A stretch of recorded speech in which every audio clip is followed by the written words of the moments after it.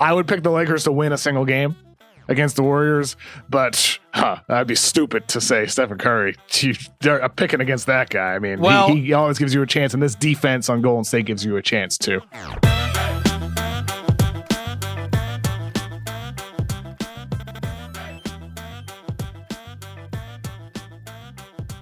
By virtue of the Warriors beating the Grizzlies, you get the matchup that everybody wants to see, which is Steph Curry against the Los Angeles Lakers. And in a way that we have never seen Curry before in an NBA uniform. He has always been flanked by a guy that was also maybe could kill you that night.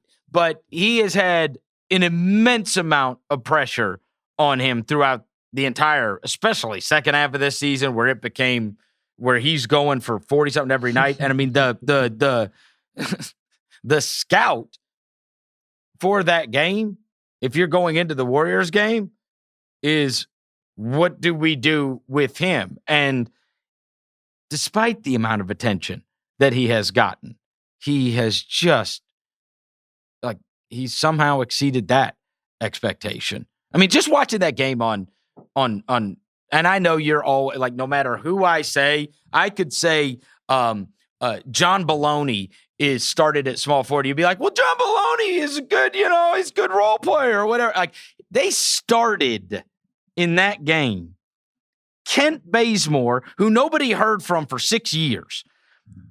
Kent Bazemore, Andrew Wiggins, and Kevon Looney alongside Steph Curry and Draymond Green, who, by the way, when Looney. Those two have been in a... You gotta say it that way, Kevon Looney. Kevon Looney. When those two That's have how you been... pronounce my name.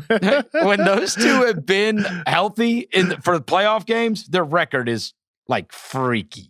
Like even if anybody else has been out, as long as they've had Curry and Draymond healthy, their record has been unbelievable. But just watching it and at a high stakes game on Sunday and seeing him go out there with that starting lineup and then drop 46 in the game where, he took 36 shots to do it, which is an immense amount of shots. But still, any false step, and he makes you pay for it. And he's constantly running around and he takes no time to get the shots off. And I really don't know. I know that he's going to get MVP votes. I was thinking about this on Sunday. I don't know if there is anybody else that you could put in that spot and you could have the level of success that they have had. There's nobody in NBA history you could put in Stephen Curry's position and have that level of a success right now. I have a question for you, Chris. This is a pop quiz. Let's make it a pop quiz. Okay. First, I want to say this. So you mentioned Stephen Curry averaging 15 three-point attempts, right? How I wanted him to shoot 15. Yes. So in the last 19 games, since April 10th, he's averaging 37 points on 15.6 three-point attempts per game and 24.4 shot attempts per game total.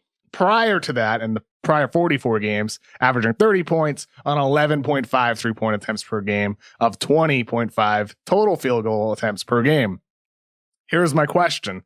In those 44 games, Stephen Curry averaged 80 touches per game. He possessed the ball for 5.6 minutes per game. In the 19 games since, him averaging nearly 40 points per game, how many more touches do you think he had? How much longer do you think he possessed the ball per game? Okay. In the 19 games since, Stephen Curry's been averaging 37 points on 15 points. How many more touches? How much more time has he had it? How many more touches per game? I will say, because I feel like you're setting me up here for a trick, I'm going to say... Who says I'm a trickster? I'm going to say that the touches and the minutes are actually insanely close. It's just that when he got the touches, he didn't pass it, which was the smart move. So he got the ball the same amount of times. He just did something with it more often, i.e. shoot.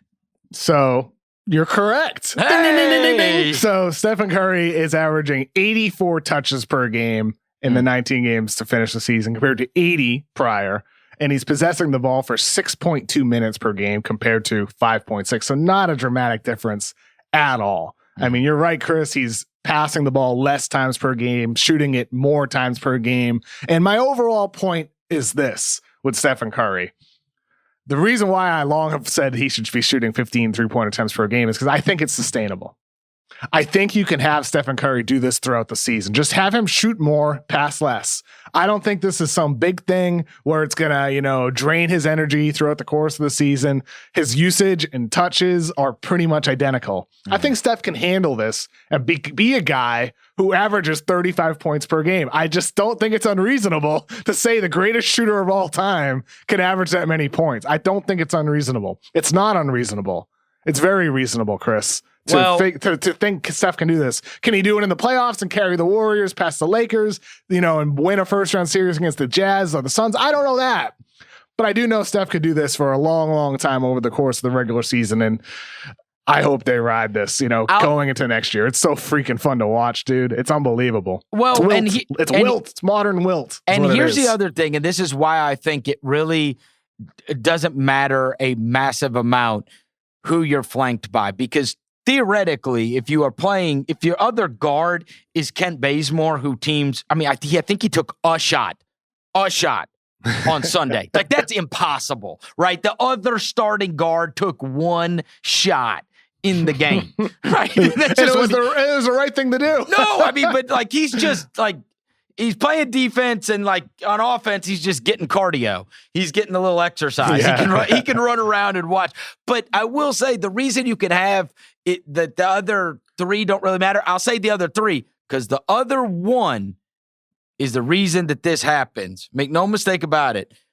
Having Draymond there, having Draymond not only set those screens up top, but also be a guy that you can someone that truly can make you pay if you want to give Curry extra attention. And what I mean is make you pay by being such a great passer that he'll find the cutters. So all of a sudden, if you want to double Curry, now you're giving it to Draymond, and it's odd man. And it's not, I'll throw it out to this guy who could shoot an open three. It's, you cut to the basket, I'll throw it to you, now you can lay it in.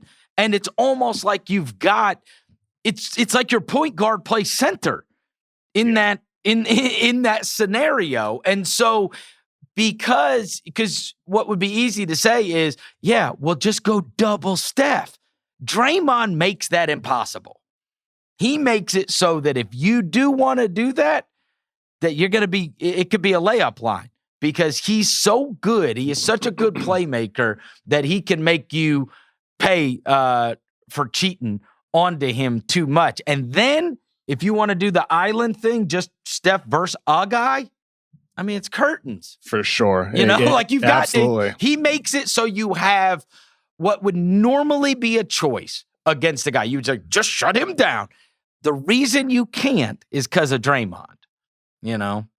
He is so good. And on that same exact note, I had an article up on The Ringer on Monday that talked about blitzing the pick and roll. Yep. And how there's this amazing second spectrum stat in there about how the only 3 players in the NBA this season who were blitzed in the pick and roll more than they were switched against was Stephen Curry, Damian Lillard, and Bradley Beal. And switching is what every team's doing more and more frequently now, where they're just switching the on-ball screen. Blitzing is when both guys defending the screen attack the ball handler, because you want to get the ball out of Steph's hands. You want to get it out of Dame's hands. You want to get it out of Beal's hands and make somebody else beat you. Well, Stephen Curry has a better outlet than anybody else. To your point, Chris, it's Draymond Green, and he makes so much of what they do happen that goes beyond the box score. And even Draymond's mere presence is a reason to not blitz Stephen Curry, even though teams have to do it because he's such a potent threat. But For the Golden State Warriors, it's been really a joy to see that Stephen Curry, Draymond Green pick and roll just shred defenses as we've seen for so many years. And they've gone to it more and more, post Wiseman injury, because they've just had more opportunities to do it. So, I look forward to seeing this Warriors-Lakers matchup. I think the Lakers are going to throw absolutely everything that they have at Stephen Curry. You mentioned earlier, we haven't seen Steph without guys around him. Really, the only time was the NBA Finals against the Raptors when everybody was hurt. And it was just Steph, and they threw the box and one at him, and like this unusual defense that we're not going to see a lot of ever in the NBA. But in those particular circumstances, I can't imagine the Lakers do that. But I'm sure they are going to be blitzing Stephen Curry, and you're going to see some doubles and maybe some traps to get the ball out of his hands and make Draymond shoot and not make plays for others. Yeah, right. I do wonder who ends up being the guy that, just starts out on him, because it's clearly a team effort when it comes to dealing with Steph Curry. But who's the guy that draws that assignment initially? And as you said, what does Frank Vogel concoct? What does he put together? And the other thing is this, like, the Lakers, they haven't gotten nearly the reps together.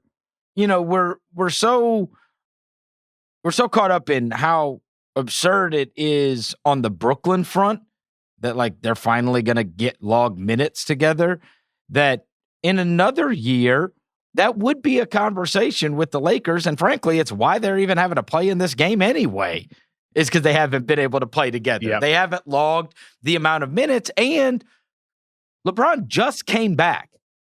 Like, he just came back. And so they might be able to just flip the switch and play great basketball, but they're going to have to rely on that defense. I mean, the Lakers they're number one in the NBA at the end of this season in defense. That's how they ended up defensive rating wise. They were, at the end of the year, they're 24th offense. 24th. Like, the only offenses, I believe that's the lowest of any of the playoff teams. And I know there's a long stretch in there where they don't have their guys, but the number is the number, and they're 24th at the end of this deal. And so, but they're first on defense. And I think that's been one of the things people have talked about. Number one is the Lakers, and number two is the Sixers. And it's interesting that a lot of people pick those two teams as teams to come out of this in the end. And those are number 1 and 2 in defense. And so in a year where every friggin' record was broken, Windhorst actually wrote about this today, where a year where everything was broken offensively, like, maybe defense will be the ruler of the day. And like, step one is going to be being able to stymie the number 1 scorer in the league, because not only is the Lakers offense, it's hard to get it to click when everybody's just coming back and missed a lot of time. They hadn't been that good this year anyway. It's their defense. It's been amazing. Yeah, the defense has been absolutely incredible with or without those star players. The offense has gone from pretty good with them to very bad without them. And I mean, I look forward to seeing how this goes. The Golden State Warriors have been one of the best teams in basketball last month plus. People talk about Stephen Curry going off on offense and what he's doing on that end of the floor. Not a lot of talk about Draymond Green having an elite defensive season near prime levels, and how he's really been the guy to hold that whole unit together. And they've been one of the best defenses in basketball all season long, especially over the same exact stretch that Steph has gone off on offense. So you can't discount the Warriors from winning this game. I don't think you can look back at what some of the happened in prior games, because this is different personnel. The Warriors are playing a little bit differently. They're playing more like their past selves, just with new guys in there. So, I would pick the Lakers to win a single game against the Warriors, but that'd be stupid to say Stephen Curry. They're picking against that guy. I mean, he always gives you a chance, and this defense on Golden State gives you a chance too.